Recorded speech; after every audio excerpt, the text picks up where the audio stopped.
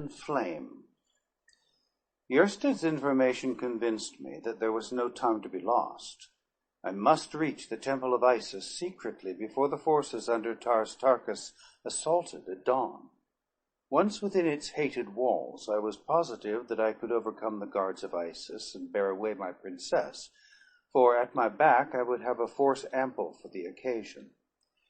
No sooner had Carthoris and the others joined me than we commenced the transportation of our men through the submerged passage to the mouth of the gangways which lead from the submarine pool at the temple end of the watery tunnel to the pits of Isis. Many trips were required, but at last all stood safely together again at the beginning of the end of our quest. 5,000 strong we were, all seasoned fighting men of the most warlike race of the red men of Barsoom. As Carthoris alone knew the hidden ways of the tunnels, we could not divide the party and attack the temple at several points at once, as would have been most desirable, and so it was decided that he lead us all as quickly as possible to a point near the temple's center. As we were about to leave the pool and enter the corridor, an officer called my attention to the waters upon which the submarine floated. At first they seemed to be merely agitated, as from the movement of some great body beneath the surface, and I at once conjectured that another submarine was rising to the surface in pursuit of us. But presently it became apparent that the level of the waters was rising, not with extreme rapidity, but very surely, and that soon they would overflow the sides of the pool and submerge the floor of the chamber. For a moment I did not fully grasp the terrible import of the slowly rising water. It was Carthoris who realized the full meaning of the thing, its cause, and the reason for it. "Haste," he cried. "If we delay, we all are lost. The pumps of Omine have been stopped. They would drown us like rats in a trap. We must reach the upper levels of the pits in advance of the flood, or we shall never reach them. Come." "Lead the way, Carthoris," I cried. "We will follow." At my command, the youth leaped into one of the corridors, and in column of twos the soldiers followed him in good order, each company entering the corridor only at the command of its dwar or captain. Before the last company filed from the chamber, the water was ankle deep, and that the men were nervous was quite evident. Entirely unaccustomed to water, except in quantities sufficient for drinking and bathing purposes, the Red Martians instinctively shrank from it in such formidable depths and menacing activity. That they were undaunted while it swirled and eddied about their ankles spoke well for their bravery and their discipline. I was the last to leave the chamber of the submarine, and as I followed the rear of the column toward the corridor, I moved through the water to my knees. The corridor, too, was flooded to the same depth, for its floor was on a level with the floor of the chamber from which it led, nor was there any perceptible rise for many yards. The march of the troops through the corridor was as rapid as was consistent with the number of men that moved through so narrow a passage, but it was not ample to permit us to gain appreciably on the pursuing tide. As the level of the passage rose, so too did the waters rise, until it soon became apparent to me, who brought up the rear, that they were gaining rapidly upon us. I could understand the reason for this, as with the narrowing expanse of Omine, as the waters rose toward the apex of its dome, the rapidity of its rise would increase in inverse ratio to the ever-lessening space to be filled. Long ere the last of the column could hope to reach the upper pits which lay above the danger point, I was convinced that the waters would surge after us in overwhelming volume, and that fully half the expedition would be snuffed out. As I cast about for some means of saving as many as possible of the doomed men, I saw a diverging corridor which seemed to rise at a steep angle at my right. The waters were now swirling about my waist. The men directly before me were quickly becoming panic-stricken. Something must be done at once, or they would rush forward upon their fellows in a mad stampede that would result in trampling down hundreds beneath the flood, and eventually clogging the passage beyond any hope of retreat for those in advance. Raising my voice to its utmost, I shouted my command to the dwarfs ahead of me. "Call back the last 25 Utans," I shouted. "Here seems a way of escape. Turn back and follow me." My orders were obeyed by nearer 30 Utans, so that some 3,000 men came about and hastened into the teeth of the flood to reach the corridor up which I directed them. As the first dwarf passed in with his Utan, I cautioned him to listen closely for my commands, and under no circumstances to venture into the open or leave the pits for the temple proper until I should have come up with them, or you know that I died before I could reach you. The officer saluted and left me. The men filed rapidly past me and entered the diverging corridor, which I hoped would lead to safety.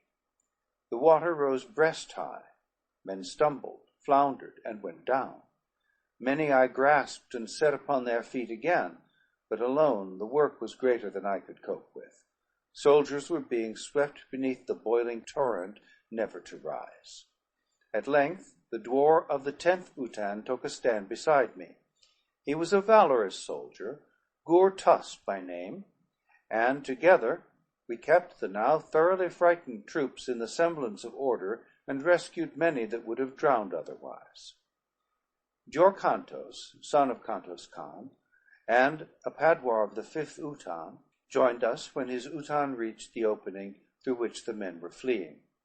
Thereafter not a man was lost of all the hundreds that remained to pass from the main corridor to the branch. As the last Utan was filing past us, the waters had risen until they surged about our necks, but we clasped hands and stood our ground until the last man had passed to the comparative safety of the new passageway. Here we found an immediate and steep ascent, so that within 100 yards we had reached a point above the waters. For a few minutes we continued rapidly up the steep grade, which I hoped would soon bring us quickly to the upper pits that led into the temple of Isis.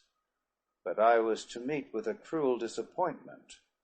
Suddenly I heard a cry of "Fire!"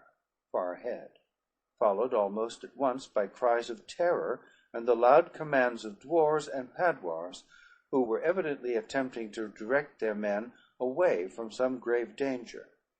At last the report came back to us. "They have fired the pits ahead. We are hemmed in by flames in front and flood behind. Help, John Carter, we are suffocating." And then there swept back upon us at the rear a wave of dense smoke that sent us stumbling and blinded into a choking retreat. There was naught to do other than seek a new avenue of escape. The fire and smoke were to be feared 1,000 times over the water, and so I seized upon the first gallery which led out of and up from the suffocating smoke that was engulfing us. Again I stood to one side while the soldiers hastened through on the new way. Some 2,000 must have passed us at a rapid run when the stream ceased, but I was not sure that all had been rescued who had not passed the point of origin of the flames, and so, to assure myself that no poor devil was left behind to die a horrible death, unsuccored, I ran quickly up the gallery in the direction of the flames, which I could now see burning with a dull glow far ahead. It was hot and stifling work, but at last I reached a point where the fire lit up the corridor sufficiently for me to see that no soldier of helium lay between me and the conflagration. What was in it, or upon the far side, I could not know, nor could any man have passed through that seething hell of chemicals and lived to learn. Having satisfied my sense of duty, I turned and ran rapidly back to the corridor through which my men had passed. To my horror, however, I found that my retreat in this direction had been blocked. Across the mouth of the corridor stood a massive steel grating that had evidently been lowered from its resting place above for the purpose of effectually cutting off my escape. That our principal movements were known to the firstborn, I could not have doubted, in view of the attack of the fleet upon us the day before, nor could the stopping of the pumps of Omine at the psychological moment have been due to chance. nor the starting of a chemical combustion within the one corridor through which we were advancing upon the temple of Isis, been due to aught than well calculated design. And now the dropping of the steel gate to pen me effectually between fire and flood seemed to indicate that invisible eyes were upon us at every moment. What chance had I then to rescue Dejathoris, were I to be compelled to fight foes who never showed themselves? 1,000 times I berated myself for being drawn into such a trap, as I might have known these pits easily could be.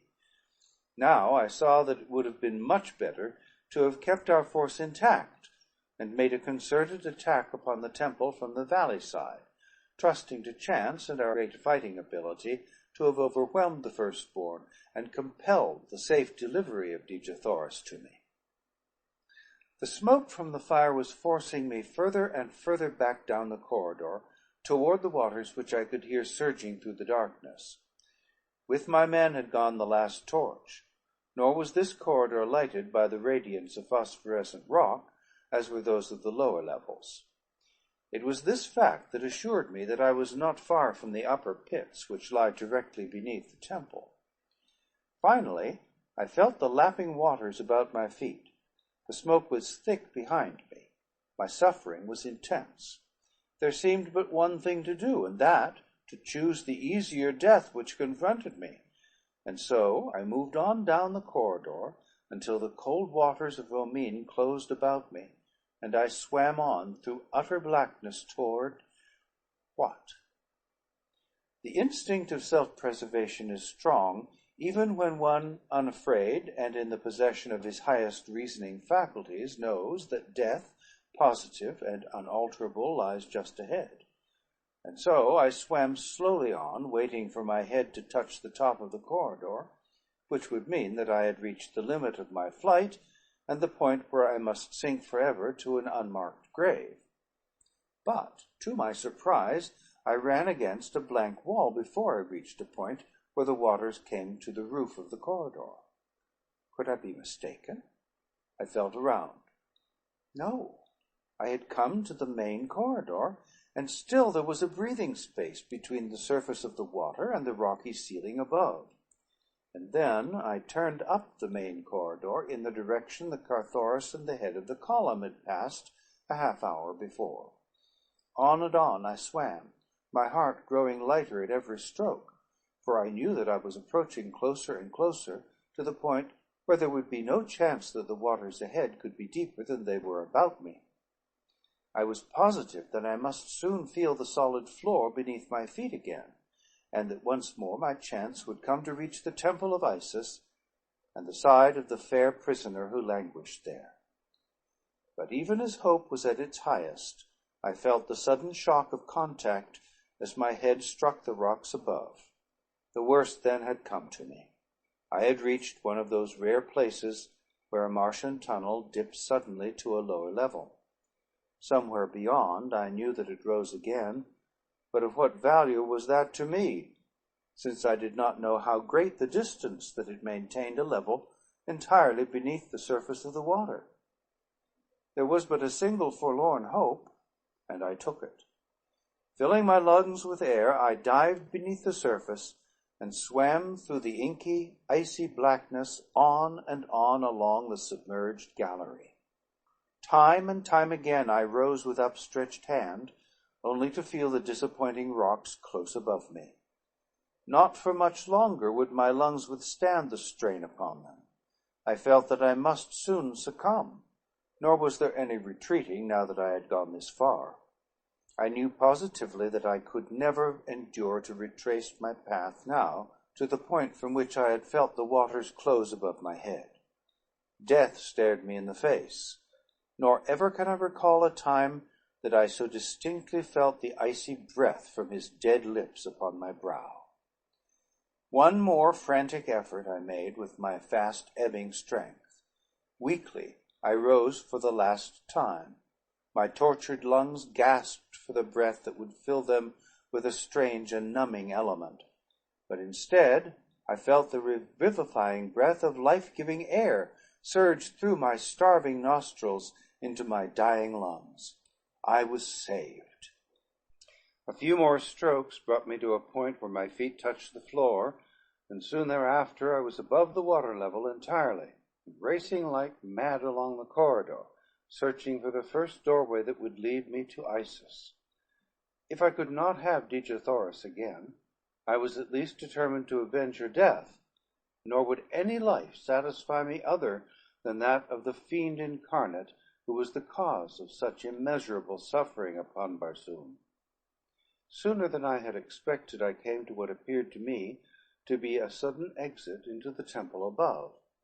It was at the right side of the corridor, which ran on probably to other entrances to the pile above. To me, one point was as good as another. What knew I where any of them led? And so, without waiting to be again discovered and thwarted, I ran quickly up the short, steep incline and pushed open the doorway at its end. The portal swung slowly in, and before it could be slammed against me, I sprang into the chamber beyond. Although not yet dawn, the room was brilliantly lighted. Its sole occupant lay prone upon a low couch at the further side, apparently in sleep. From the hangings and sumptuous furniture of the room, I judged it to be a living room of some priestess, possibly of Isis herself. At the thought, the blood tingled through my veins. What, indeed, if fortune had been kind enough to place the hideous creature alone and unguarded in my hands? With her as hostage, I could force acquiescence to my every demand. Cautiously, I approached the recumbent figure on noiseless feet. Closer and closer I came to it, but I had crossed but little more than half the chamber when the figure stirred, and, as I sprang, rose and faced me. At first, an expression of terror overspread the features of the woman who confronted me, then startled incredulity, hope, thanksgiving. My heart pounded within my breast as I advanced toward her. Tears came to my eyes, and the words that would have poured forth in a perfect torrent choked in my throat as I opened my arms and took into them once more the woman I loved, Dejathoris, Princess of Helium. End of chapter 21. Recording by Thomas Copeland.